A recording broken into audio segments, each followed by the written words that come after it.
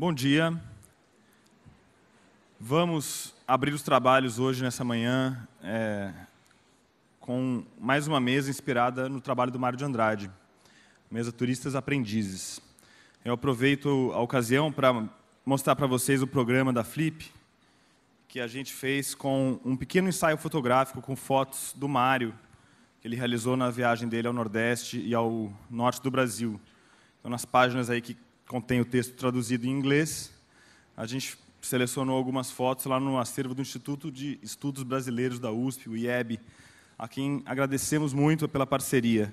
O IEB tem uma mesa hoje na Flip+, que é a programação Pocket da Flip, né, um pequeno festival que a gente faz dentro do festival, chama As Gavetas de Mário. Vai acontecer aqui na Capelinha, que fica ali perto ali do final da cidade, ali perto do mar, às 17 horas, com a Elizabeth Marim Ribas, que é chefe do arquivo do IEB. Então, ela lida com os documentos, as cartas de todos os autores e vai ensinar quais são as técnicas de conservação, classificação, etc.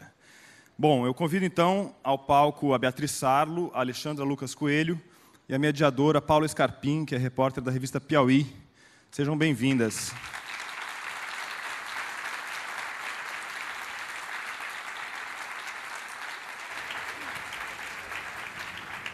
Paula, a palavra é sua. Obrigada, Paulo. Obrigada de novo pelo convite. Queria agradecer a Beatriz Sarlo e a Alexandra Lucas Coelho pela presença. Essa mesa se chama Turistas Aprendizes, né, inspirada no livro Turista Aprendiz, do Mário de Andrade. Em 1927, o Mário partiu de São Paulo para conhecer o norte e nordeste do Brasil. Nos anos 60 e 70, uma jovem Beatriz Sarlo, antes de discorrer sobre Sarmento, Borges, Benjamin, os Kirchner, pegou um barco cargueiro, ônibus, caminhões com um grupo de amigos para conhecer Brasília, fez caminhadas de dias inteiros pela Puna, Argentina, desceu a mina de Oruro, na Bolívia. Em 2010, a Alexandra Lucas Coelho pousou no Galeão depois de passar anos tentando convencer os editores dela de que ela deveria vir fazer cobertura no Brasil.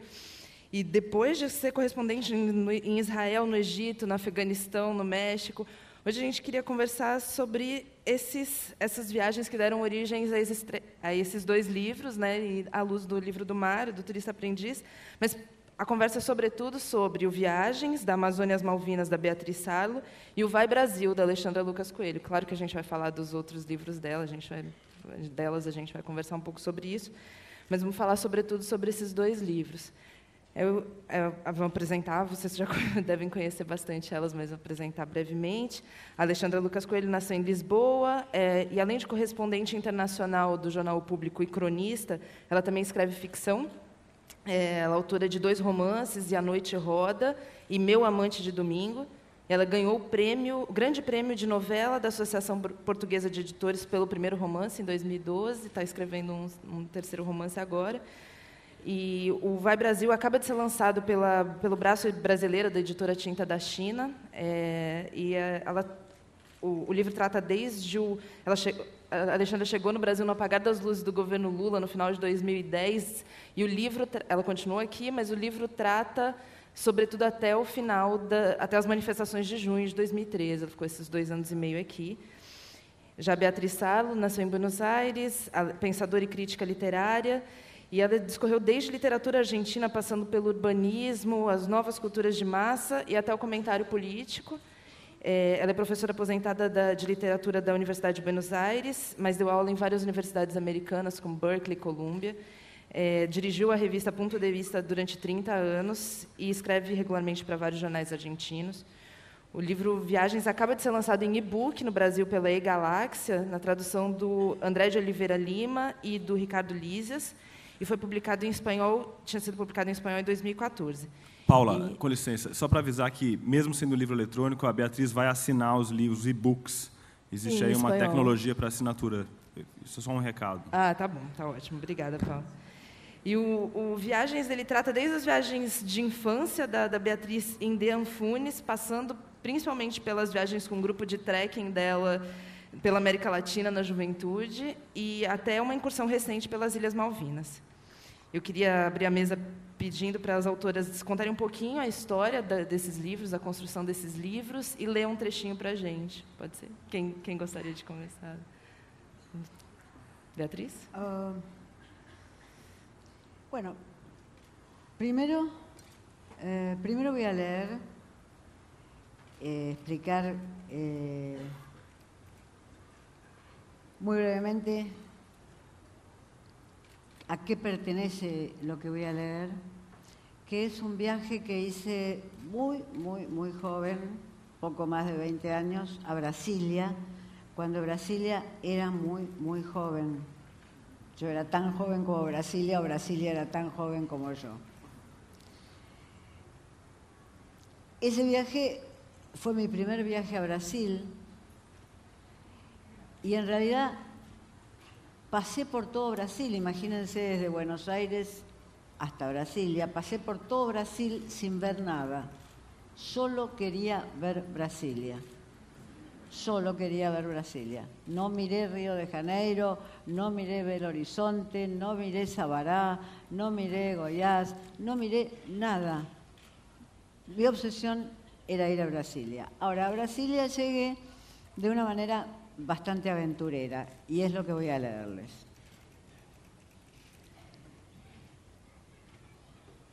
Yo leo en castellano, esto ya está traducido en el ebook, creo que ustedes lo van a poder escuchar en la traducción.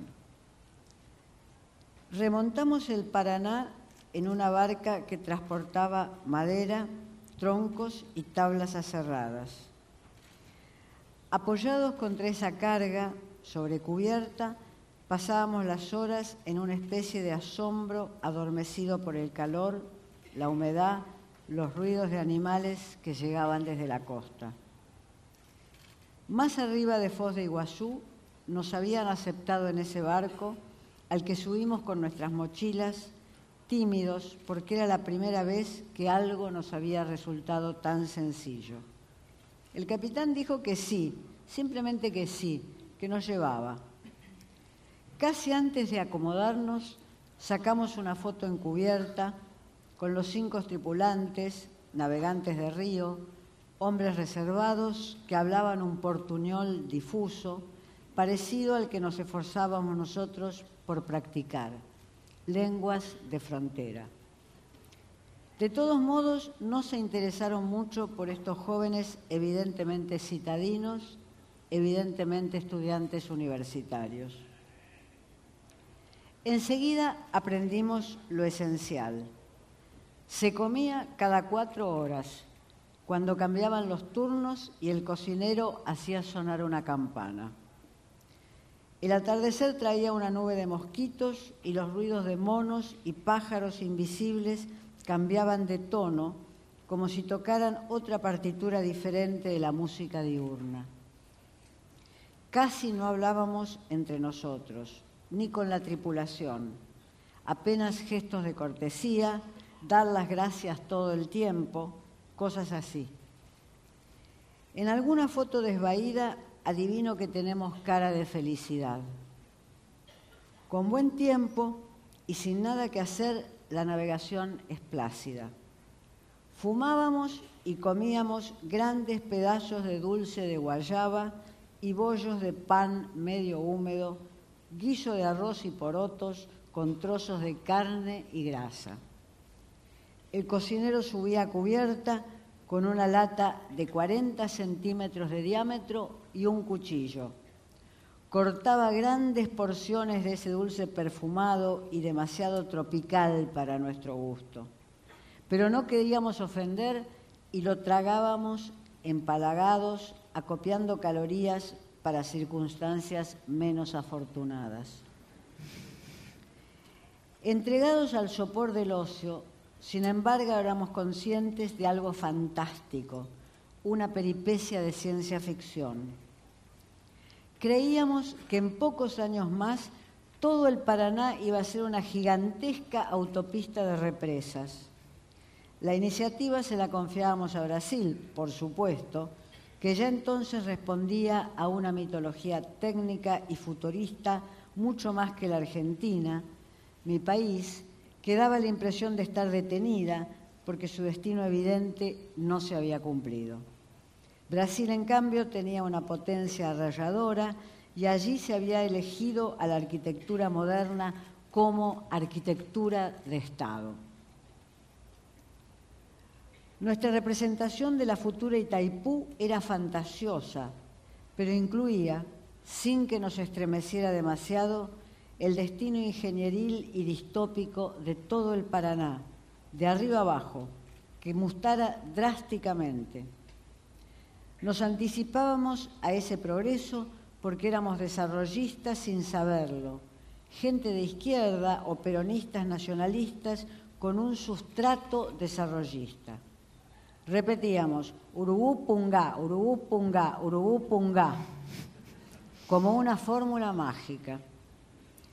Ninguno de nosotros había escuchado jamás la palabra ecología y nuestro costado marxista hacía que no se nos cruzara por la cabeza que muchos pobladores iban a ser relocalizados, que se inundarían kilómetros y kilómetros de territorio.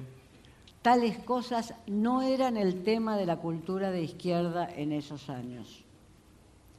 Así, mientras navegábamos por el Paraná, a bordo de una tradicional chata carguera, enorme es cierto, imaginábamos que estos serían los últimos viajes fluviales. ¿De dónde nos venían estas creencias y supersticiones futuristas? Seguramente de la ciudad que era el destino de nuestro viaje, Brasilia. La nueva capital, inaugurada en 1960, magnetizaba todo lo que veíamos. Apenas si conocíamos algunas fotos, pero Brasilia ordenaba todo lo que se nos ponía por delante desde Foz de Iguazú. El presente ordenaba el futuro. Una revolución de los tiempos, sin duda una revolución juvenilista. Los yacarés, que venían de otras eras zoológicas, con sus piedras pétreas, iban a desaparecer. Nosotros les tomábamos las últimas fotografías en ese pueblo de costa y de frontera donde esperamos nuestro transporte fluvial por el Paraná. Nada en ese pueblo anunciaba el futuro, ni los techos de tejas, ni la tierra rojiza que lo manchaba todo, ni las cortinas de cañas de las verandas en las que pasábamos algunas noches, ni la hospitalidad campesina que mandaba a algún chico a ofrecernos un cafecito porque nos veíamos raros, difíciles de ubicar, porque no éramos ni vendedores ambulantes ni misioneros. Mucho menos anunciaba el futuro ese Ford a manivela pintado de verde que ayudamos a empujar porque se había empacado en medio de una calle.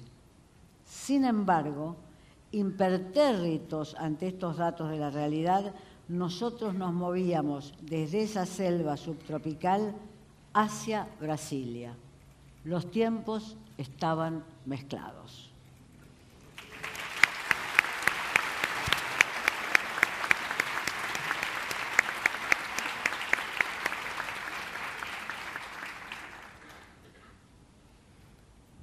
Alexandre. Bom dia, espero que me consigam ouvir.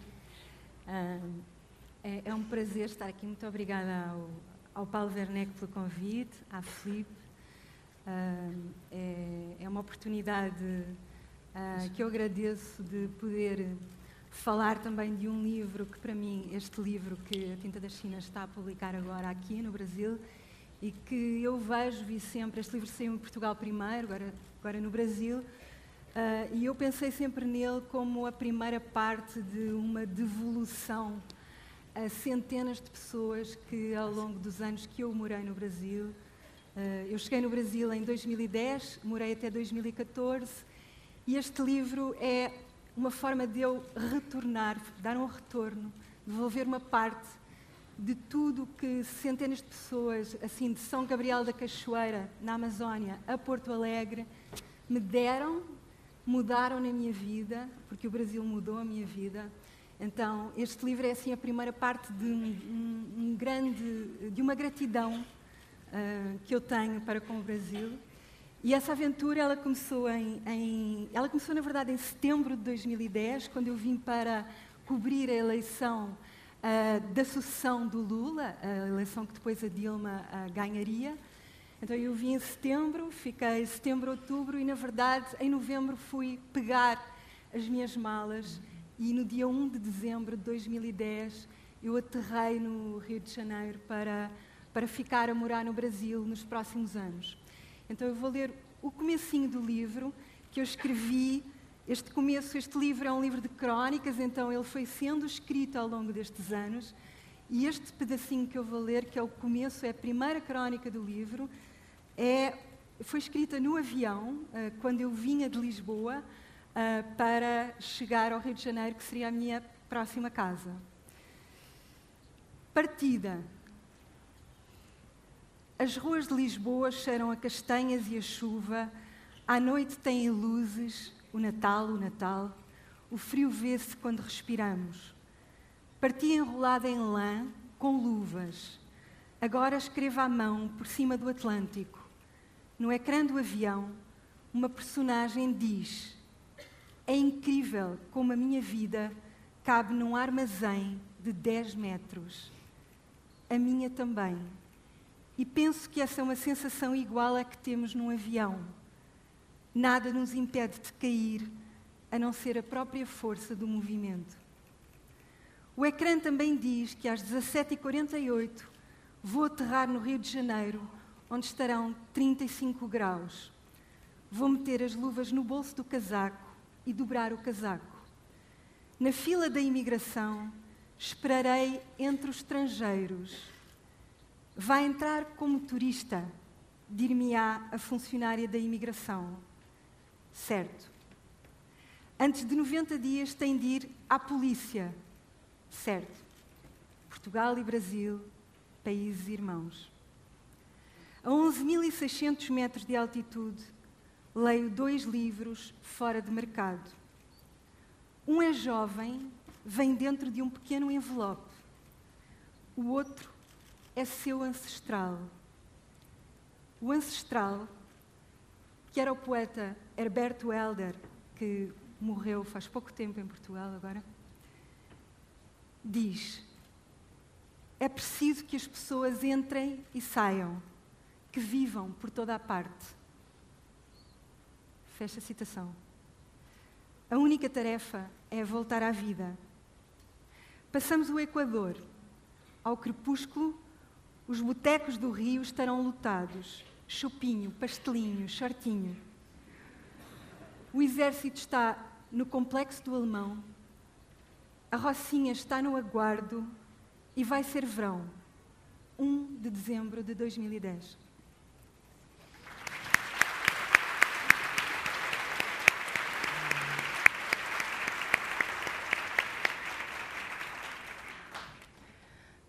Agora eu queria pedir para vocês comentarem um pouquinho sobre a preparação para essas viagens, né? A Alexandra fala muito dos livros que ela estava lendo, no Viva México também fala dos livros que ela estava lendo já no avião.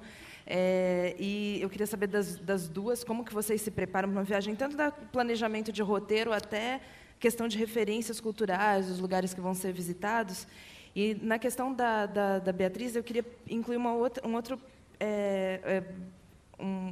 pergunta, que no primeiro capítulo do Viagens, ela trata da questão do imprevisto. E eu queria perguntar para vocês como se preparar para uma viagem e ainda estar aberta para essa mudança repentina de programa.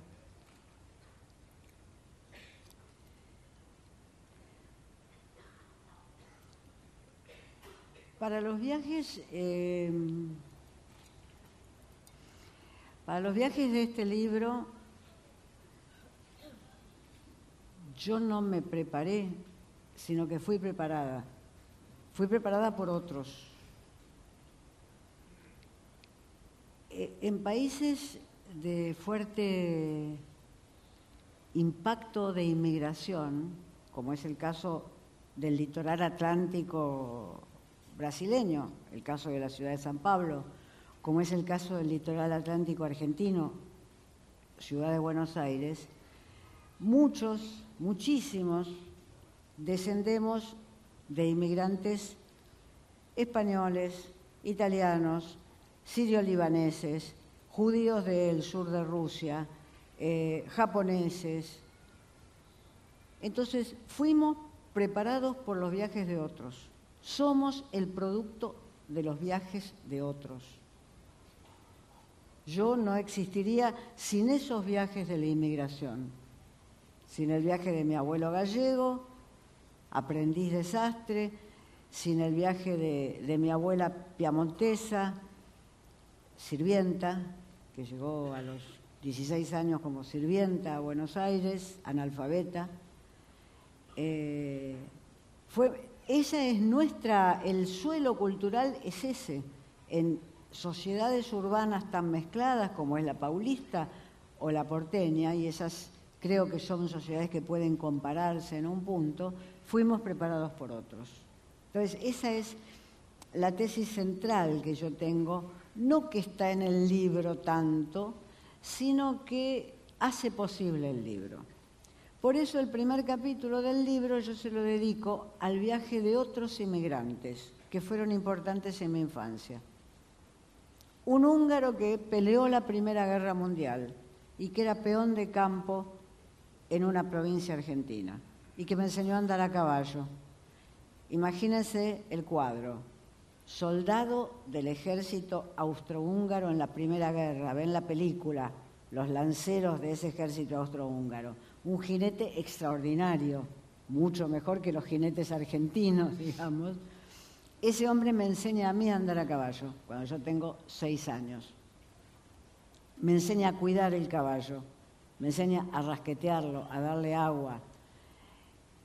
Un gallego que era dueño de un gran almacén de abarrotes, de ramos generales, en ese mismo pueblo, que había llegado solo a América porque su madre había dicho: no quiero que se me muera un hijo más pescando en el mar de Galicia.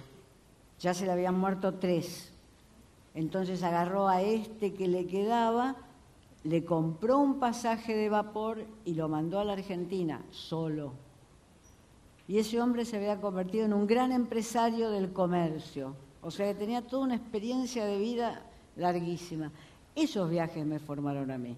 Esa soy yo, los viajes de esos inmigrantes.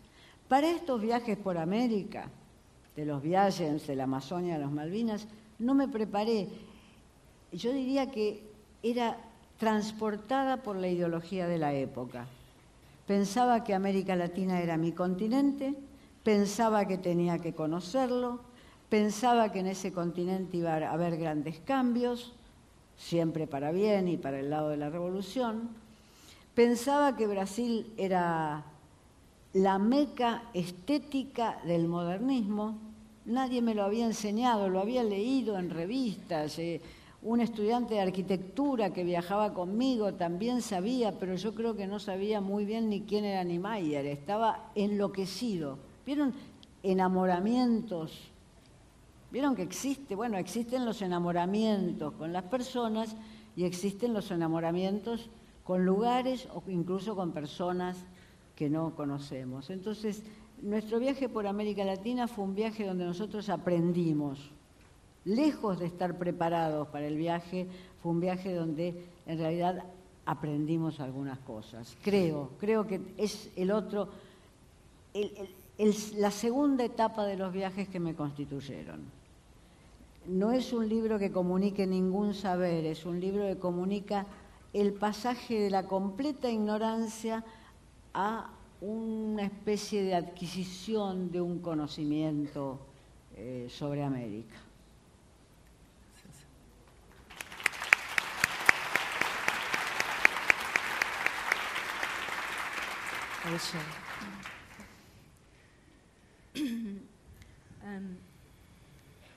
Eu acho que há muitas diferenças dependendo para onde nós vamos, não é? A forma como nós nos preparamos. Mas no caso do Brasil, aquilo que a Beatriz estava a dizer tão bonito de fui preparada, o que eu sinto é que eu fui preparada toda a vida para vir para o Brasil. Isto tem a ver, é mesmo assim, ou seja, para a minha geração, mas eu acho que isso vale para gerações anteriores e para gerações posteriores, nós crescemos muito com o Brasil. Dos primeiros livros que eu me lembro de ler, há livros brasileiros. Na primeira música que eu ouvi, havia música brasileira. O primeiro vinil que eu me lembro na vida, provavelmente, era um vinil, um LP do João Gilberto, que o meu pai tinha trazido do Brasil quando eu era bebé. Então, não sei se foi exatamente assim o primeiro que eu ouvi, mas é a primeira capa, assim, a primeira imagem que eu me lembro de um vinil. Tirar o vinil de uma capa, é esse disco do João Gilberto. E então é assim, é um pouco, creio, como toda a gente que está aqui, assim, o Caetano Veloso não é um músico que eu descobri. O Caetano Veloso faz parte da minha vida desde que eu me lembro de ouvir música.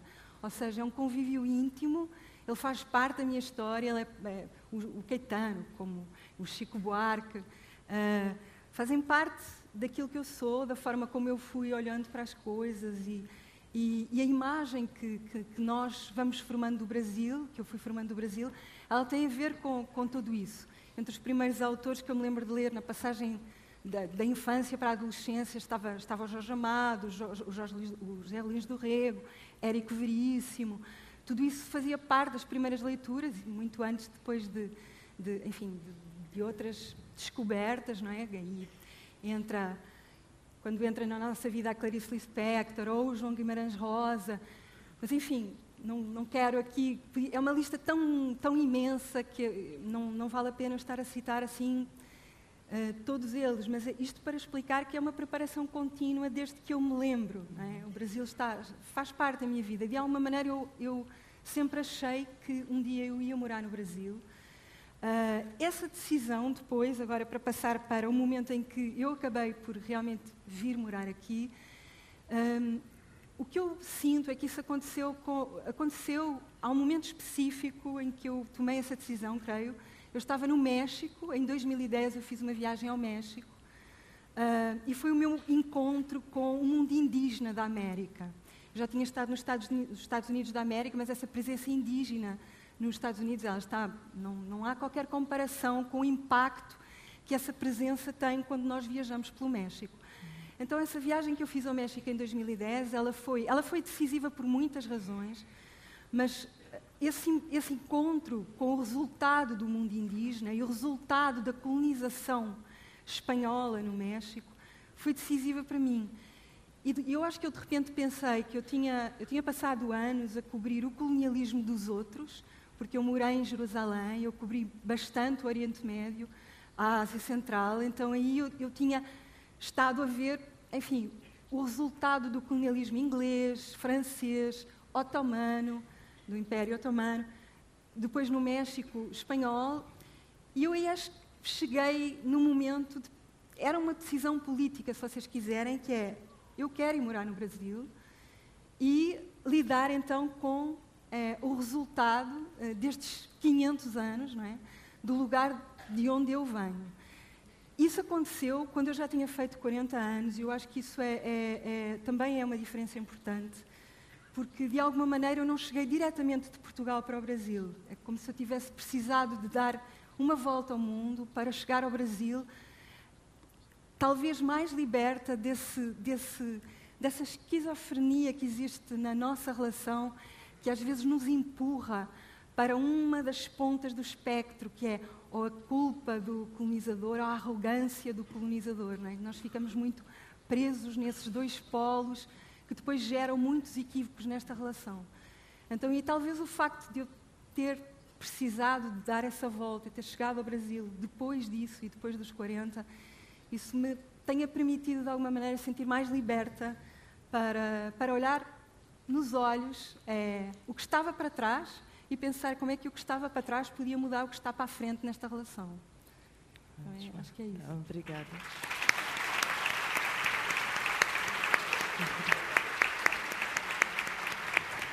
Eu queria pegar o gancho disso justamente que a Alexandra estava falando. Tem uma frase do seu livro que diz: ainda bem que eu não chego no Brasil com 20 anos nem com 30. Podia dar-me para o nacionalismo ou o seu contrário. E eu relendo agora o Turista Aprendiz do Mário, ele fala, em 1927, ele diz: devia ter feito essa viagem com menos idade e muito menos experiência. Já a Beatriz se diz uma viajante tardia e comenta que teve a maravilha de só conhecer o mar aos 16 anos. Queria que vocês falassem um pouquinho sobre essa questão da idade com a viagem. Como é que funciona? Comentar um pouco essa bagagem que a gente tem antes de viajar e como que isso ajuda ou atrapalha, e o que as viagens agregaram para vocês na questão da formação do pensamento mesmo. Pode ser. Todo sirve. Partamos de esta máxima de sentido común. Toda experiencia que uno hace sirve, aún las más ciegas, aún las más ignorantes, aún las más dolorosas, sirven.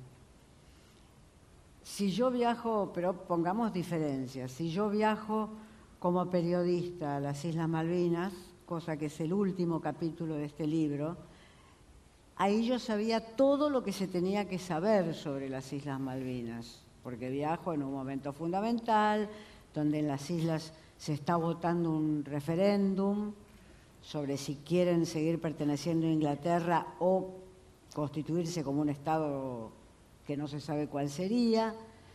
Entonces ahí yo viajo sabiendo todo, porque viajo como periodista, tengo que escribir en el diario una nota por día y por tanto si viajara de manera ignorante sería simplemente un irresponsable. Entonces yo creo que la tipología de los viajes es completamente diferente. Los viajes de juventud, que son estos del libro que yo acabo de leer, son viajes que es perfectamente admisible que se hagan desde la ignorancia. A lo mejor sería muy bueno que no se hicieran desde la ignorancia. Es decir, pensemos los viajeros de fines del siglo XVIII, los alemanes y los ingleses que viajaban por Europa para ver las ruinas romanas o griegas, ellos no viajaban desde la ignorancia. Desde chiquititos los habían azotado para que aprendieran griego, para que aprendieran latín, para que leyeran los clásicos. Entonces, cuando a los 20 años viajaban desde un conocimiento. Basta leer los diarios de esos viajeros, como el diario de Goethe, el viaje por Italia de Goethe, para ver que no viajaba desde la ignorancia. Al mismo tiempo, si alguien no es un experto, puede sentir el impacto estético que produce una ruina de origen romano o de origen griego. Al mismo tiempo, porque si nosotros pensáramos que hay que saber para sentir un impacto, ya sea estético, ya sea humanitario, tendríamos una visión muy aristocratizante del mundo. Es decir, solo siento un impacto si en realidad conozco el orden arquitectónico de la ruina que estoy visitando. Entonces, si yo pensara eso, tendría una visión extremadamente aristocratizante. Por tanto, me atengo a una, digamos, perspectiva más democrática. Todo sirve. Si yo era muy ignorante a los 20 años y estar en Brasilia me marcó, porque me marcó para siempre. Vi el gran teatro de la arquitectura moderna en uno de sus grandes maestros. Posiblemente haya 3 grandes maestros. Uno de esos grandes maestros es Niemeyer. Entonces, vi eso. ¿Entendía yo algo de arquitectura moderna en ese momento? Nada. Repetía Niemeyer como podía repetir Urubú Pungá. Sabía que era ni siquiera creo que tenía el nombre de Lucio Costa, ni siquiera. Ahora, me marcó para siempre, me hizo modernista, vanguardista para siempre, una enfermedad de la cual no me he podido curar. Entonces, tranquilos, todo sirve.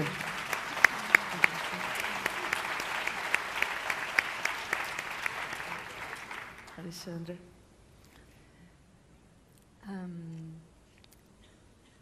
A pergunta? A pergunta era sobre a questão da idade. A questão da idade, sim, para voltar a isso.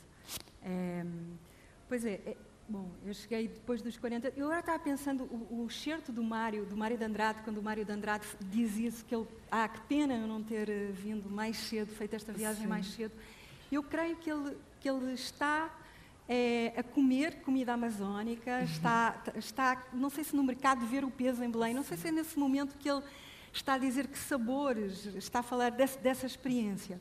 Creio que é nesse contexto que ele fala nisso. O que eu sinto no meu caso em relação ao Brasil é que eu acredito que a identidade não é um processo que está pronto, a identidade não é fixa nem está pronta, ela está em movimento. E eu acredito que se ela está em movimento é para ela se expandir e não para ela se reduzir. Então aí, a chegada ao Brasil depois dos 40, no meu caso, eu vejo como eu trazendo todos esses lugares como chaves também para me ajudarem a ver o que está à minha frente. Eu há pouco estava a dar o exemplo do encontro com o mundo indígena no México, e essa experiência não tem como não estar comigo quando eu chego à Amazónia. Eu estava lendo ontem este livro incrível, O Turista Aprendiz, do Mário de Andrade, vendo a chegada dele àquele mundo de água, não é? Ele tem uma frase incrível sobre a coisa da água. Quem aqui já viajou na Amazónia vai com certeza partilhar esta sensação, que é como ele encontrou o sublime que há na monotonia, não é? Ele diz: o Amazonas é o elemento que prova o sublime que existe na monotonia. Porque viajar na Amazónia é essa experiência de dias e dias e dias e dias andando naquela água interminável. E isso nos leva para dentro, isso nos leva para fora, assim, num movimento lento. Mas isto para dizer que, claro que aquele impacto do mundo da Amazónia, que foi essa viagem que eu fiz na Amazónia ao longo de 33 dias, o Mário passou 3 meses, essa viagem de 33 dias, ela mudou a forma como eu vejo o Brasil, mas aí, lá está, aquilo que eu trazia da viagem do México, ela se fundiu naquela experiência. Tem um escritor que para mim é muito importante, o Jean-Marie Leclésio, que foi um Nobel aqui há uns anos. O Leclésio, que escreveu muito sobre o México e tem livros muito bonitos sobre o México. Ele tem uma frase que eu penso, essa frase vem comigo desde o México, eu acho que cheguei no Brasil também com ela faz parte dessa bagagem, que é o momento em que o colonizador chega ao México, é um encontro entre o ouro e a magia, e é um momento em que o ouro derrota a magia. Ele tem essa visão sobre o México. Isso veio comigo no Brasil. Eu acho que é para dar um exemplo de uma das chaves, digamos, que eu trazia para decifrar aquele mundo, para estar na Amazónia, não é? E essa experiência brutal em todos os sentidos, não é? Brutal no sentido de nos mudar para sempre, tem muito a ver com isso. Mas ao mesmo tempo, talvez no Brasil, o ouro e a magia, eles coexistam ainda. Esses dois mundos, eles se beiram continuamente. E isso é válido para a Amazónia, como é válido para o Rio de Janeiro, a cidade onde eu morei, não é? Onde eu passei mais tempo, e onde a violência ela está presente em todas as dimensões do cotidiano, e ao mesmo tempo beirando sempre uma espécie de milagre, um milagre que é humano, para mim é humano, que está nessa dimensão da magia. Então é como se esse encontro entre o ouro e a magia, o ouro do colonizador, porque foi para isso que os portugueses chegaram aqui, por essa riqueza que depois descobriram e fecharam o Brasil também ao mundo por causa disso, por essa riqueza. Mas o ouro não venceu a magia. Então esses dois polos, eles continuam cá. Obrigada.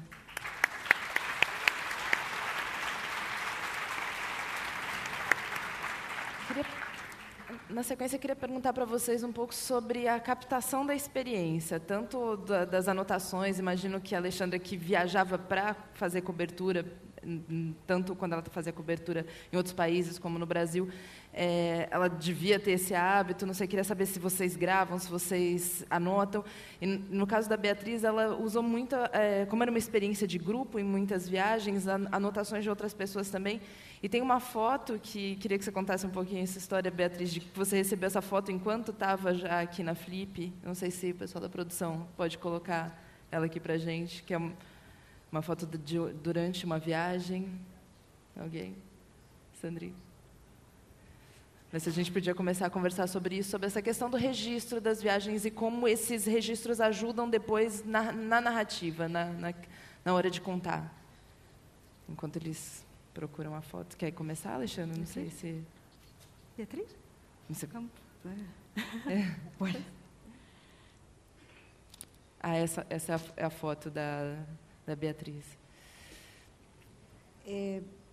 Depende de los viajes, que uno tenga libretas o no tenga. En los viajes de este libro, yo no tenía una página escrita, como si hubiera sido ágrafa. Creo que en algún momento había anotado en una libreta, en los diferentes viajes, el día de la semana y el lugar donde estaba, pero lo perdí. Entonces, los viajes de este libro no provienen de lo escrito, provienen de la misma persona que mandó esa foto, que hace unos 5 años digitalizó todas las fotos de esos viajes, porque los negativos se estaban deshaciendo. Eran fotos de hace 1965, 64, los negativos se estaban deshaciendo. Y esta persona, que fue a los viajes, los digitalizó y me los mandó. De repente llegaron a mi computadora y yo dije, ¿por qué maldición está apareciendo esto acá? No quería en realidad volver a eso, era el remoto pasado, yo soy una futurista. Lo que aprendí en Brasilia no me lo olvido.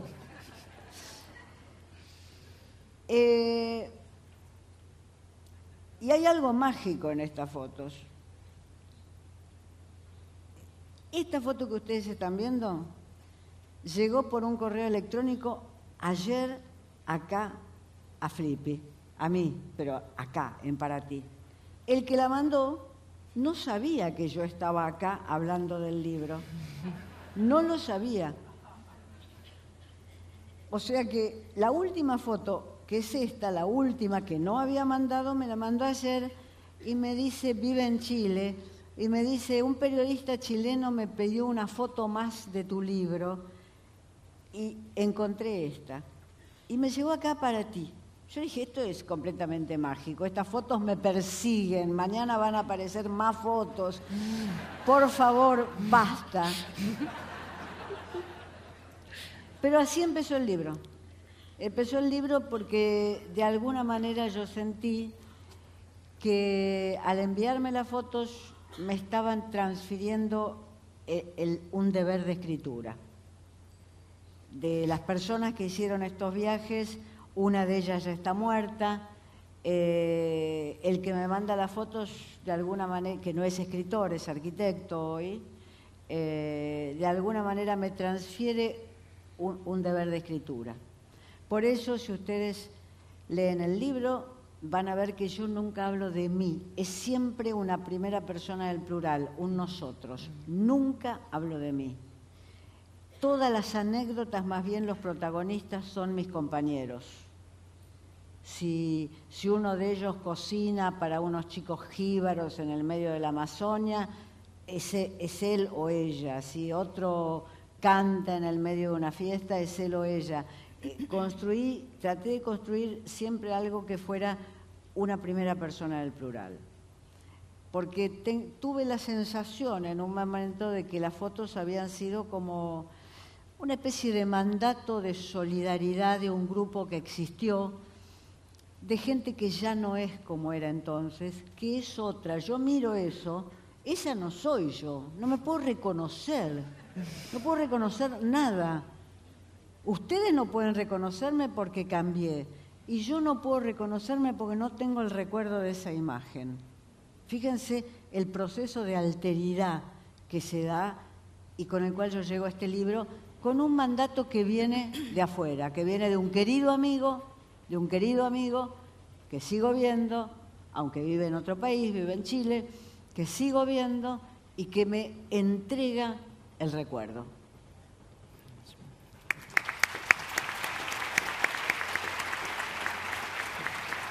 Alexandra, além dessa resposta aqui, da pergunta, chegou uma pergunta da plateia que eu queria que você incluísse na sua resposta, do Cláudio Secom. Ele disse que ele não consegue te ver cobrindo conflitos armados. Se você pudesse comentar um pouco da sua experiência no México, no Afeganistão, no Iraque, no Egito, incluindo Rocinha Alemão, como foi a sua experiência? Bom, eu não tenho nenhuma foto para mostrar. Bom, certamente não iria assim vestida, seria impossível. Mas então, a questão das notas, ela leva a uma questão que tem a ver também com essa vinda para o Brasil, que é a questão da língua, não é? Eu tenho cadernos e cadernos, mais do que eu agora posso achar, porque eu estou escrevendo um romance sobre o Rio de Janeiro, a minha cabeça está completamente no Brasil, e eu tenho um monte de cadernos, já perco no meio das notas, são tantas notas, é um vício de repórter, não é? Eu sempre viajei com cadernos, escrevendo o tempo inteiro, tomando nota, porque cada palavra é importante, não é um resumo do que as pessoas dizem, é tentar captar a forma como dizem. E então, essa vinda para o Brasil, e nessa altura, não é, depois dos 40, ela também tem a ver com isso, que é a decisão de ser atravessada pelas muitas variantes da língua portuguesa que aqui são possíveis. Então aí é quase desmanchar aquela frase que todos nós conhecemos hoje como um clichê, que é aquela frase do Pessoa, a minha pátria é a língua portuguesa. Mas neste caso a experiência do Brasil é a minha pátria, são muitas línguas portuguesas. E a experiência do Brasil quando, para um português, é essa, porque se você chega com esta vontade de ser atravessada, e aqui atravessada é quase num sentido Osvaldo Andrade, no sentido do manifesto antropófago, assim, de ser engolida, não é? Ser engolida, ser devorada por este lugar. Então isso significa que eu teria que ser impermeável, eu teria que ser estanque para a língua portuguesa nas suas 1000 variantes aqui, não ter atravessado a forma como eu falo português. Então, óbvio que esses cadernos de notas, muitos deles estão cheios de palavras, e lá está, desde São Gabriel da Cachoeira a Porto Alegre, o quanto a língua portuguesa pode mudar. Aliás, do asfalto, eu morei no Cosme Velho, no Rio de Janeiro. O Cosme Velho é o rio da mata, é o rio da selva, é o rio da natureza. Eu morava lá mais ou menos no meio do mato, mas em frente tinha um morro, tinha uma favela. E só eu sair de casa, ou subir à favela, ou descer para Laranjeiras, entre o morro e o asfalto, já eram tantas as possibilidades de língua portuguesa. Então, essa experiência de morar no Brasil também é política, por isso, para mim, que é uma espécie de entrega mesmo, e entrega física. Assim, eu vejo o repórter muito como o corpo entre um lugar e o leitor, não é? O corpo que vai ser atravessado por toda a experiência física daquele lugar.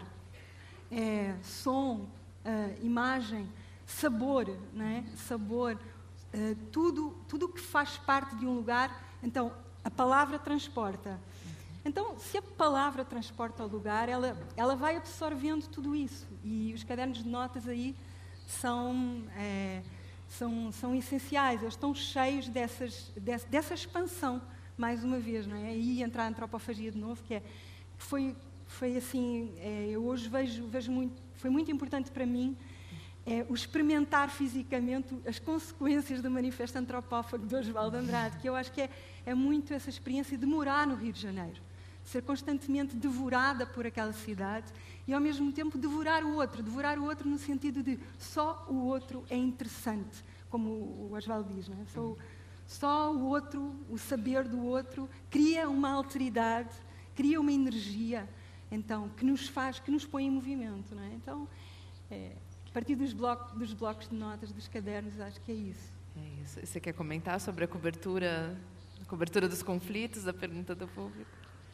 Bom, o que eu posso dizer também é assim, a primeira vez que eu já tinha estado no Brasil, antes eu vim no Brasil aos 20, aos 30, por aí fora, mas lá está, só dessa vez quando eu vim morar no Rio de Janeiro, é que eu senti que eu estava mesmo dentro. E a primeira vez que eu cobri, digamos, Complexo do Alemão, eu cheguei justamente nesse momento em que o Complexo do Alemão estava sendo tomado, não é? É incrível nós pensarmos hoje neste arco, que era hoje ao desmoronamento de tudo o que então estava se iniciando, todo aquele processo das UPPs, tudo isso. Eu só tinha visto o armamento que eu vi depois nas favelas do Rio de Janeiro, eu só tinha visto no Oriente Médio. Eu lembro que uma vez eu fui num baile funk na Mangueira, antes da Mangueira ser tomada pela polícia, antes de ser ocupada pela polícia, havia o baile funk das sextas-feiras no Buraco Quente. O Buraco Quente é uma... O Buraco Quente é uma viela, uma ladeira da Mangueira muito célebre, que tem uma série de biroscas, é um lugar, enfim, com muita história ali na Mangueira. E então havia um célebre baile funk que lutava o Buraco Quente, lutava esta ladeira até ao cimo.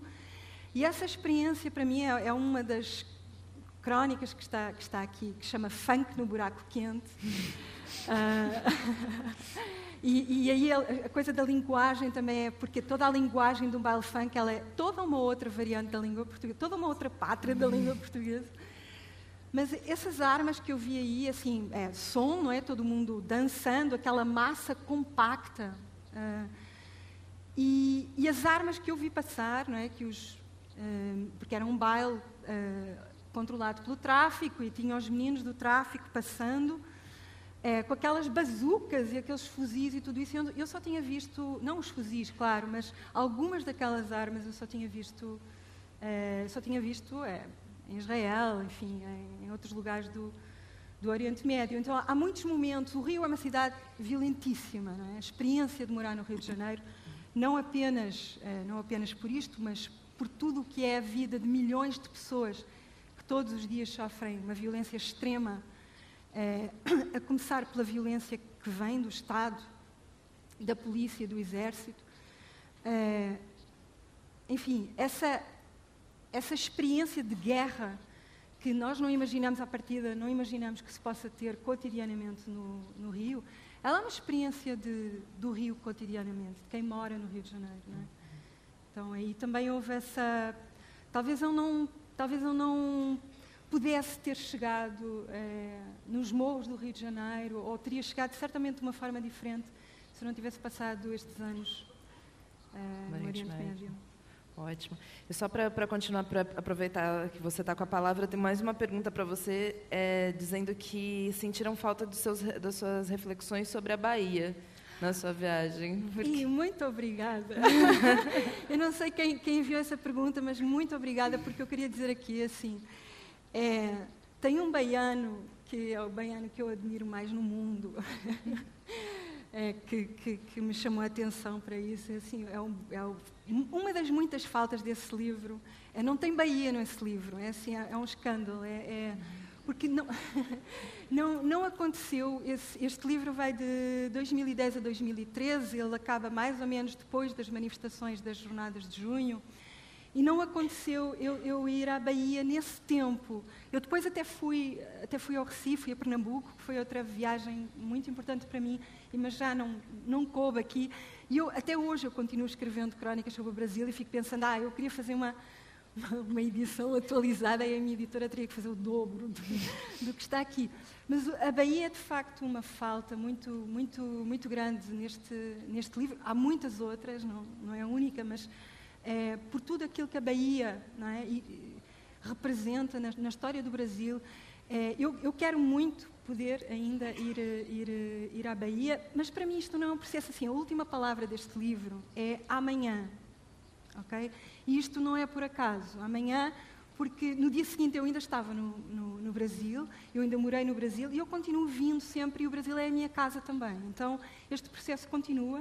Eu estou a escrever um romance que se passa no Brasil, então estou todo dia com isto na cabeça e a Bahia vai aparecer em algum momento, de certeza. Tá bom, obrigada.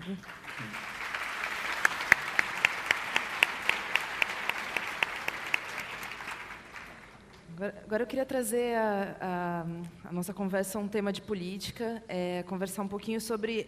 o livro da Alexandra ele vai do final do governo Lula até as manifestações jornadas de junho de 2013, e ela que é o princípio da crise do governo Dilma. Eu queria que ela falasse... Isso aqui, desde então, ela continuou entre morar no Brasil e vindo sempre. Comentasse um pouco como é que foi esse período para você, como é que você está vendo, principalmente, você viveu bem esse período de transição. E da parte da Beatriz, a Beatriz se mostrava muito entusiasmada com o governo Lula, teve numa segunda viagem a Brasília em 2003, durante o governo Lula, para receber uma medalha de honra ao mérito. E se ela pudesse comentar um pouquinho sobre essa crise das esquerdas na América Latina e fazer algum breve comentário também, que vai ter eleições na Argentina agora em outubro. Ela é uma grande crítica dos governos do Néstor e da Cristina Kirchner, falar um pouquinho sobre isso também para a gente, se possível. Quem empieza? Não sei, quer começar? Prefere começar? Eles falaram que não precisa desse microfone, se você... perfecto. Tem esse aqui.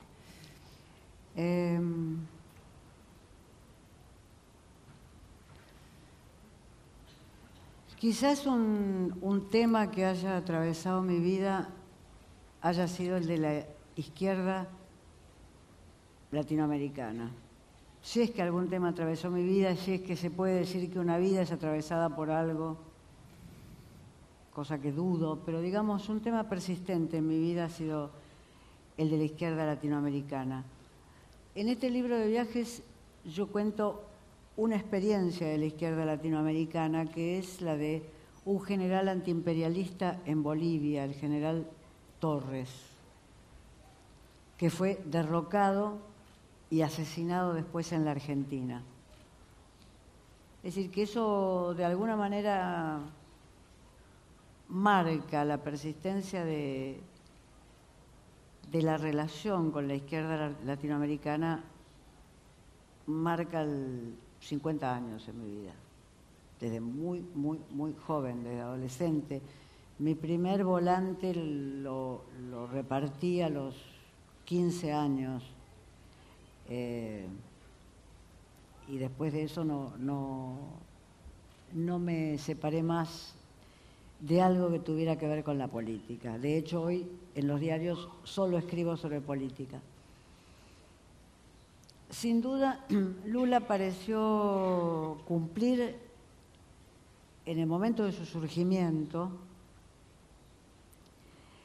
un sueño de esa izquierda latinoamericana, un dirigente sindical verdadero, grande, con un gran sindicato del ABC, que además se rodeaba de intelectuales verdaderos, grandes, conocidos, no de autodesignados intelectuales de Lula, sino estaba gente que yo conocía de nombre porque eran más grandes que yo, como Francisco Beaufort. Parecía el cumplimiento de un sueño el PT. Y seguí con la misma expectativa las dos elecciones en las cuales Lula perdió, hasta la tercera. La persistencia. Decíamos en Buenos Aires, es como Mitterrand, va a perder 2 elecciones y va a ganar la tercera. Y efectivamente, como el Partido Socialista Francés, perdió 2 y ganó la tercera. Lula le agregaba a esto una dimensión a la cual los latinoamericanos somos muy afectos, que es, y que ese puede ser nuestro problema también, que es un carisma personal inmediatamente visible. Es decir, uno lo toca a Lula una vez en la vida, yo le di la mano una vez en la vida y uno siente que hay algo del orden físico del carisma. Un gran teórico alemán de fines del XIX, Max Weber, teorizó el carisma y no es algo que se pueda construir, ¿no? Se puede construir un político, se puede construir un sacerdote, se puede construir un intelectual. Un político con carisma, un cura con carisma o un intelectual con carisma no se construye. Eso es del orden físico, eso es del orden de la voz, del cuerpo. y tampoco se transmite. Este es el gran problema de los líderes carismáticos. No tienen sucesión directa porque pueden transmitir un partido, pueden transmitir un equipo, pueden transmitir lo que han tenido para gobernar. Lo que no pueden transmitir es el carisma. Es así, eso fue con Perón, eso fue con Lula. Uno podría decir que el final trágico de Getúlio es el suicidio porque alguien percibe que el carisma no se transmite, que no hay sucesión del líder carismático.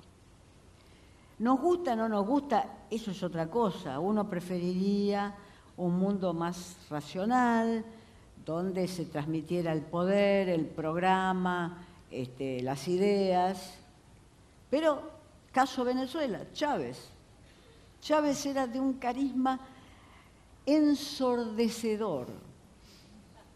Ensordecedor. Yo estuve cubriendo su visita a Buenos Aires en una cancha de fútbol, estuve en el Pasto, y lo que Chávez provocaba era lo que provoca una banda de rock.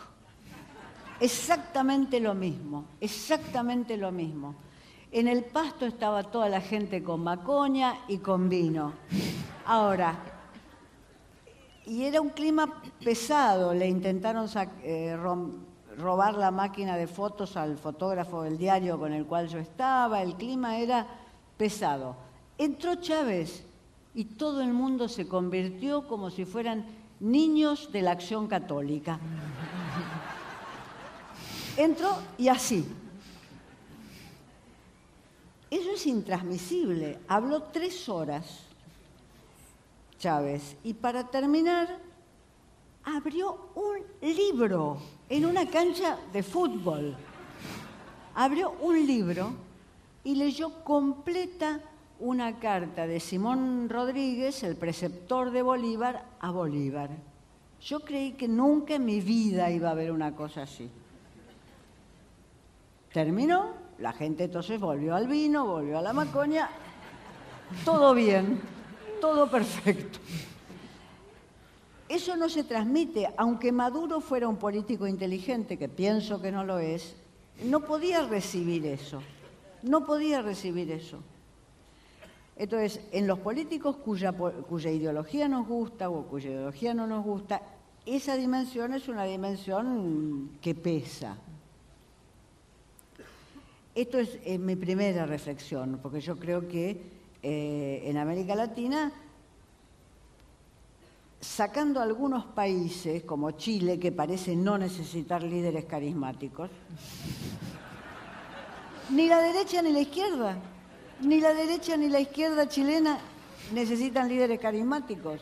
Ni Piñera ni Bachelet son líderes carismáticos, ni Ricardo Lagos, que salió con un índice de popularidad altísimo, es un líder carismático. Bueno, sacando Chile, que es un país rarísimo, que todos envidiamos, miramos, pero que parece no necesitar eso, el resto de América Latina funciona con un... De América del Sur, voy a hablar de América del Sur, no de América Latina, sino de América del Sur, funciona con una mezcla entre democracia política y carisma, o entre autoritarismo político y carisma. Esto lo digo para que se entienda lo que voy a decir ahora. Me duele particularmente lo que se está descubriendo de corrupción en Brasil. Todos sabíamos que el régimen político brasilero era un régimen cuya mecánica introducía la corrupción, por el sistema de partidos estaduales con los cuales se arma la alianza con la cual gobierna cualquier gobierno, con la cual cualquier presidente tiene que gobernar. Porque son esos partidos que responden a intereses estaduales, uno sabe que eso es posible. O sea que me duele que aparezca el tema, me parece que es arruinar una oportunidad extraordinaria, que aparezca ese tema. Al mismo tiempo quiero marcar, y con esto termino, quiero marcar una diferencia con mi país. Acá pusieron preso a Dirceu. En mi país no fue preso nadie. El vicepresidente de la República sigue siendo vicepresidente de la República y está entrando a juicio en este momento por corrupción. Y ni siquiera por corrupción para financiar la política, por corrupción para comprarse autos. Ni siquiera la corrupción que va 50% a la política y 50% al bolsillo del político. Entonces, ahí es una diferencia. Digamos, acá hay gente que está en juicio. Y cuando cayó Dirceu, yo no podía dar crédito, la mano derecha de Lula, el camarada de la larga marcha, yo no podía dar crédito cuando vi que había ido preso. Eso no mejora la corrupción, por supuesto, pero estuvo en mi país un juez de la Corte Suprema de Brasil hace unos 4 meses, dando una conferencia en el diario donde yo escribo, y uno dice, bueno, hay una resolución en la justicia que fue acatada. Es decir, que es un camino. ¿Cómo se puede encarar la corrupción? Por la justicia, no hay otro modo que se conozca. Y esta es la diferencia que yo marco. No es que digo en Brasil están extraordinariamente bien y en mi país no, pero digo, bueno, hay una diferencia entre la corrupción argentina y la corrupción que se ha dado en Brasil, aunque en ambos casos, como hecho, sea totalmente repudiable. Pero hay una institución en la justicia que parece estar funcionando y esta es mi luz de esperanza.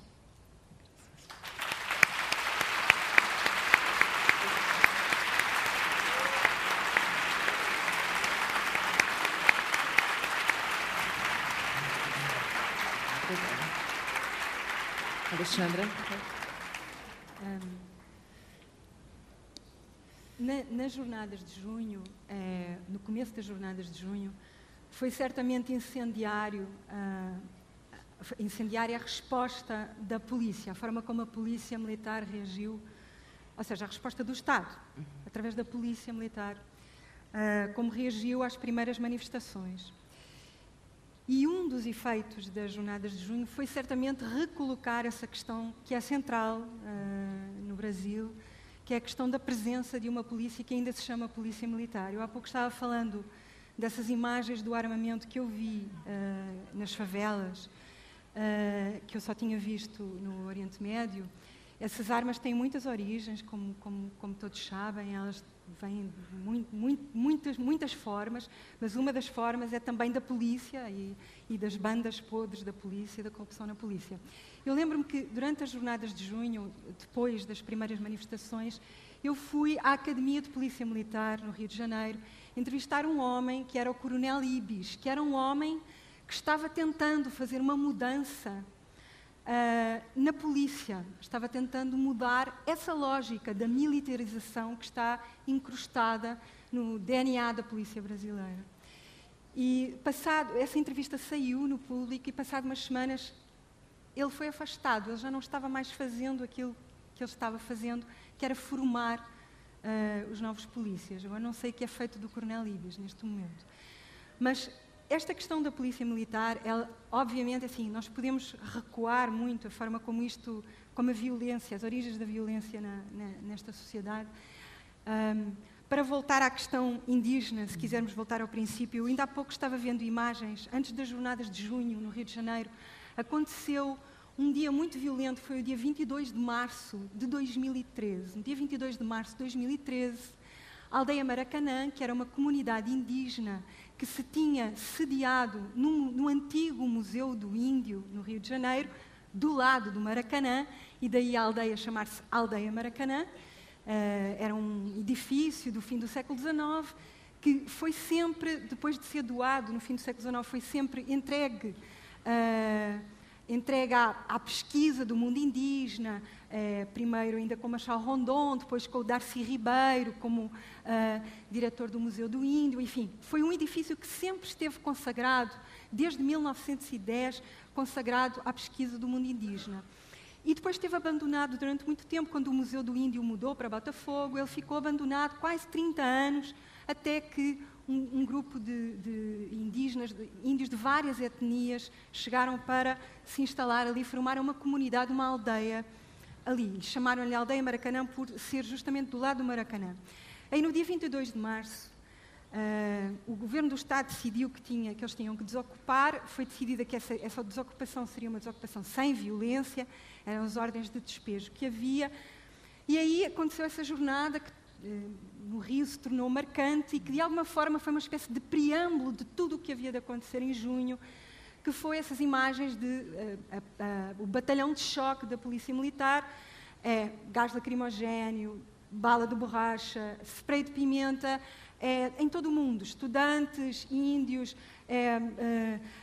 defensores públicos, procuradores, deputados, enfim, todo o mundo que estava chegando e que estava negociando as saídas dos índios, enfim, foi uma guerra que aconteceu ali do lado do Maracanã. Isso de alguma maneira foi, isto para chegar à questão dos índios, porque claro que assim, se nós recuarmos até à origem, se nós quisermos ir até à origem, nós temos esse momento que é o momento fundador, tal como no México, que é o extermínio de milhões de índios quando a colonização portuguesa, quando os primeiros portugueses chegam no Brasil e milhões de índios são exterminados. Essa é uma violência original e fundadora do que veio a ser o território do Brasil. Depois, sucessivamente, ao longo do tempo da colónia, com os anos, os séculos de escravidão, não é? A escravidão no Brasil só acabou em 1888, não é? E nunca deixará de ser brutal nós pensarmos nesta data, não é? Foi só em 1888. Então, tudo isso, não é? Que é também o resultado da história do lugar de onde eu venho, ela funda uma violência que é uma violência original e que se prolonga ao longo dos séculos, depois que continua em toda a ditadura civil-militar no Brasil, e aí nós temos esta herança, que é uma herança de toda esta tradição de repressão que está incrustada na sociedade brasileira. E eu não estou falando do passado, eu estou falando do presente, porque a experiência de morar no Brasil é também essa experiência de nós vermos o que no presente está vivo do passado, o que está vivo destes 500 anos. E aí, essa questão central na sociedade brasileira, que foi um dos resultados das jornadas de junho, foi como é que a gente acaba com a polícia militar? Como é que a gente acaba com esta coisa de ainda ter uma polícia militar no Brasil? E o Coronel Ibis, esse homem que estava formando polícias, ele era o primeiro a dizer: a polícia tem de deixar de ser militar. Isso tem de acabar no Brasil. Temos de acabar com ter uma polícia civil e uma polícia militar. Não tem que ter polícia militar. Então, é bom saber que existem núcleos, mesmo dentro da própria polícia, onde esse pensamento é possível ainda, mas isso para falar agora deste arco, não é? Do que foi, eu cheguei no Brasil quando ainda havia uma ideia de euforia, depois esse arco foi atravessando tudo, as jornadas de junho são o centro em que isso explode, mas para não ser totalmente, enfim, quebrando um pouco aqui o quadro negro, há uma herança das jornadas de junho que eu vejo até hoje no Rio de Janeiro. Eu sei que os meus amigos hoje são super pessimistas em relação talvez eu nunca tenha visto tantos cariocas zangados com a sociedade hoje, mas há um resultado das jornadas de junho que é para o Brasil e é para o Rio de Janeiro também, que é a descoberta da política, a descoberta do resultado de estar na rua e de como o destino está. Nós estamos implicados nesta história, ou seja, cada um está implicado nesta história e esta história é nossa, ela é de cada um. Então, eu vi muito isso acontecer, não é? O Rio, de repente, o Rio que no clichê é aquele Rio que não está nem aí, não é? Mas não, o Rio foi o centro das jornadas de luta, o Rio foi o centro do que aconteceu na rua, e essa descoberta, de repente, o Rio coincidir com a história, o Rio estar ligado no mundo. Foi o momento em que eu vi o Rio de Janeiro totalmente ligado no mundo, totalmente implicado na história, e cada um se implicando na história, desde adolescentes, assim, e essa foi uma grande descoberta, eu acho, de 2013, e acho que é a grande herança de 2013. Ótimo, muito obrigada, Alexandra. Infelizmente, nosso tempo acabou, a gente até já passou um pouquinho. Eu queria agradecer muito pela presença de vocês e pela conversa maravilhosa. Muito obrigada, Alexandra. Obrigada.